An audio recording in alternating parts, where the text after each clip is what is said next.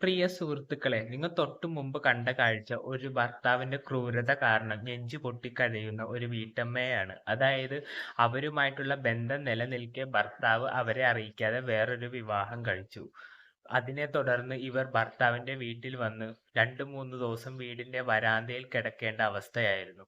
പിന്നെ തൊട്ടടുത്തുള്ള CPM ഇടപെട്ടാണ് അവരെ അകത്ത് കയറ്റിയത്. ആദ്യം തന്നെ ഇതിനെപ്പറ്റി കൂടുതലായി പറയും മുമ്പ് നമുക്ക് ആ വീഡിയോ ക്ലിപ്പ് ഒന്ന് കാണാം. ഭർത്താവ് രണ്ടാമത് വിവാഹം കഴിക്കാൻ നമ്മൾ കേട്ടതിൻ്റെ അടിസ്ഥാനത്തിൽ നമ്മൾ പോലീസ് സ്റ്റേഷനിൽ പരാതി കൊടുത്തിട്ട് സ്വന്തം ഭർത്താവിനെ ജീവിതത്തിൽ ചേർത്ത് പിടിക്കാൻ വേണ്ടിയും അവരുടെ മക്കൾക്ക് അച്ഛനെ നഷ്ടപ്പെടാതിരിക്കാൻ വേണ്ടിയും പോലീസ് സ്റ്റേഷനിൽ പോയി പരാതി പറയേണ്ടി വന്ന പാവം വീട്ടമ്മയുടെ ഗതികെട്ട അവസ്ഥയാണ് നിങ്ങളിപ്പോൾ കേട്ടത്. പിന്നെ ഭർത്താവിൻ്റെ ആൾക്കാരെ വിളിപ്പിച്ചപ്പോഴും ഭർത്താവ് പറഞ്ഞത് വിവാഹം കഴിക്കില്ല എന്നാണ്.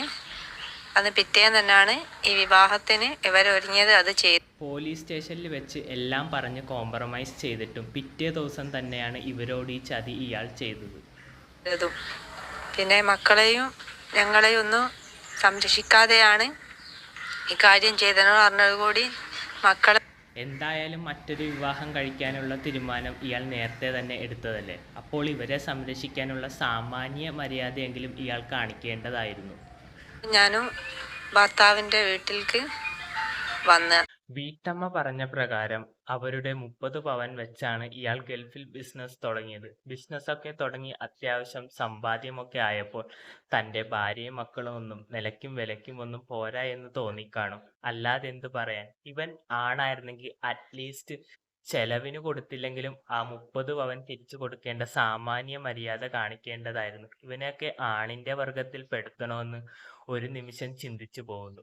ഇനി ഇയാളുടെ മക്കൾ മുന്നോട്ട് വയ്ക്കുന്ന ആവശ്യം എന്തൊക്കെയാണെന്ന് നമുക്കൊന്ന് കണ്ടു നോക്കാം. എന്താണ് നിങ്ങളുടെ ആവശ്യം? ഉപ്പാന്റെ കൂടെ തന്നെ നിൽക്കണം എന്നാണോ, അല്ലെങ്കിൽ നിങ്ങൾക്ക് വേണ്ട കാര്യങ്ങൾ ഇപ്പോൾ ചെയ്തു തരാനും ഞങ്ങൾക്ക് നിൽക്കാനുള്ള ഒരു വീടും ഉമ്മക്കും ഞങ്ങൾക്കൊക്കെ ചെയ്തു തന്നിട്ട് ഇപ്പോൾ വേറെ ചെയ്തോട്ടെ. അതാണ്. ആ കുട്ടി പറഞ്ഞത് തന്നെ കറക്റ്റ് അല്ലേ? എന്തായാലും തൻ്റെ ഉപ്പ മറ്റൊരു വിവാഹം കഴിച്ചു. അപ്പോൾ ഇനി ഇവരുടെ സംരക്ഷണം ഉറപ്പാക്കണം എന്ന് മാത്രമേ കുട്ടിയും പറയുന്നുള്ളൂ. ഉമ്മ ഭയങ്കര ബുദ്ധിമുട്ടിലാണ്. ആദ്യം ഉമ്മ ഭയങ്കര, കാരണം ഉമ്മക്ക് ഇപ്പോൾ ഒരു ഉപ്പല്ല, വയസ്സായ ഒരു ഉമ്മമാണുള്ളത്. അവിടെ ഇനി നിൽക്കാൻ പറ്റില്ല, ഒന്നുമില്ലല്ലോ. സ്വന്തം മാതാവിൻ്റെ കഷ്ടപ്പാട് ആ കുട്ടിക്കറിയാം. കുട്ടിയിൽ മുമ്പ് കാണാൻ തുടങ്ങിയ സ്വന്തം ഭർത്താവിന് ഇവരുടെ ബുദ്ധിമുട്ടുകളൊന്നും മനസ്സിലാക്കാൻ കഴിയുന്നില്ലല്ലോ എന്നോർക്കുമ്പോൾ കഷ്ടം തന്നെ തോന്നുന്നു. കയറി കിടക്കാൻ ഒരു വീട് വേണം, വിദ്യാഭ്യാസം മുന്നോട്ട് പോകണം. അതാണ്. സ്വന്തം മക്കളുടെ വിദ്യാഭ്യാസം പോലും ഉറപ്പാക്കാത്ത ഇവനെയൊക്കെ തന്തയെന്ന് വിശേഷിപ്പിക്കുന്നു എന്ന് ഒരു നിമിഷം ചിന്തിച്ചു പോകുന്നു. ചുരുക്കത്തിൽ എനിക്ക് പറയാനുള്ളത്, ഫൈസൽ ഇവരുടെ സംരക്ഷണം ഉറപ്പുവരുത്തണം. നിങ്ങൾക്ക് ഇത് കണ്ടിട്ട് എന്ത് തോന്നുന്നു എന്ന് കമന്റ് ബോക്സിലൂടെ ഒന്ന് രേഖപ്പെടുത്തുക. പുതിയൊരു വീഡിയോയിൽ കാണുന്നവരെ ബൈ ബൈ.